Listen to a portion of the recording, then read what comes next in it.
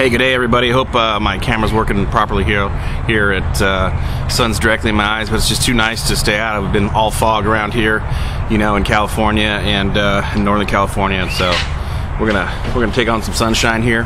My background, once again, Blake's working on his units. I don't know how many he's got out there, but he picked up about 10 units this week, 10 pieces of equipment. He's got most of them running. He's already sold some, and like I say, his business is doing well. Today's date 1/31/2011. Gold 1333, silver 2807. So I've just got a few things here that have been on my mind.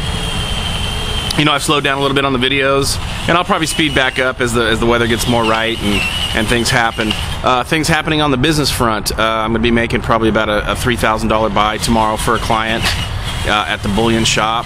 Not that he couldn't do it, but he's pretty busy, and you know he's not jumping in the swimming pool like I did, but he's sticking a toe in it, and he seems to be getting a grasp about it. He's a good friend of mine, and you know, every time I see him, one of the first things he says is, "What's Silver doing?" You know, and he's been following a little bit on his own.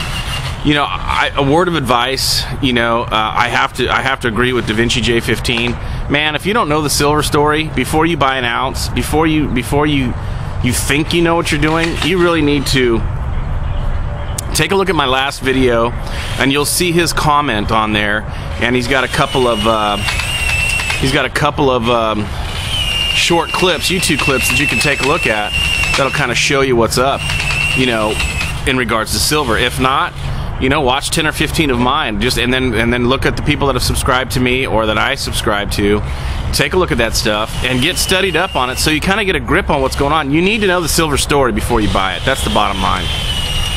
I have down here Fight or Flight. A buddy of mine was talking to me the other day. He was doing about $250,000 a year, and he's probably dropped more than half. He's probably 60-70% off his highs as far as income. Now, when he was doing $250,000 a year, you know, he was doing that for years in a row. It wasn't on accident. Now, I will say this: we didn't know what a bubble economy meant. Okay, so yes, he deserved it, but the economy was providing real fertile ground for that, because it was a bubble economy and everybody thought they were wealthy. And anyway, so what I told him is this: you know, he's made some decisions. He's curbed his lifestyle immensely. You know, one of the things that we talk about a lot is our hot rods. You know, they're very expensive, and you know, what are you going to kind of do with that if you know what hits the fan? And the term that we came up with, that we walked away with after that conversation, was fight or flight. If it feels right in your gut, if you feel that something is not right in your gut, I believe that's your fight or flight that we all have internally. And I know that I haven't trusted the government forever.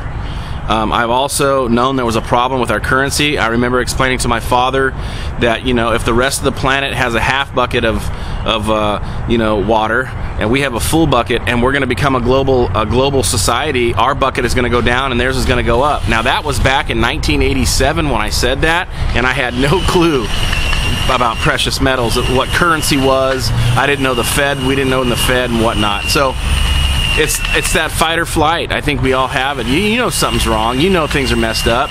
I don't have to explain that to you.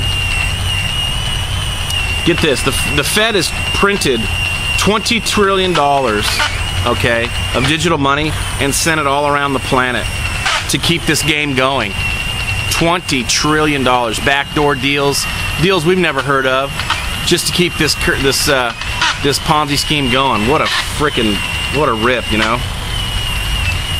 One of the things that I have here, I wonder what medium we're going to use when they shut down YouTube. I believe they're going to. I believe there's at least strong evidence to suggest that they will.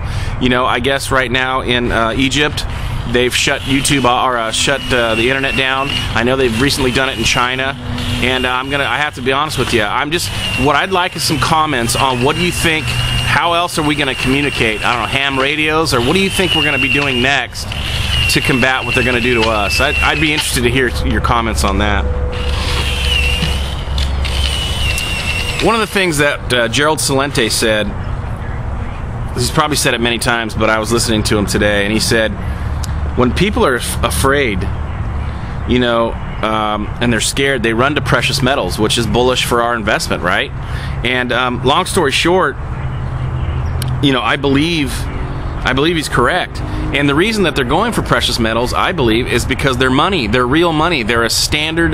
They're a standard above all other standards. They're not a fiat currency.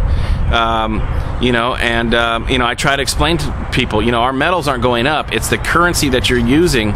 You know, it's going down. And so, all I can say is study up. You know, those are just some brief commentary by me. The fight or flight thing, you know, stuff's messed up. I don't have to explain that to you. And you need to do what's right in your heart. And I believe, you know, we're smarter than we give ourselves credit for sometimes, you know. And anyway, I think studying will help you out. I think you should be buying precious metals. I think you should be buying them now, especially in these dips. And, you know, hang on for the ride. All right, short joke of the day here. You ready?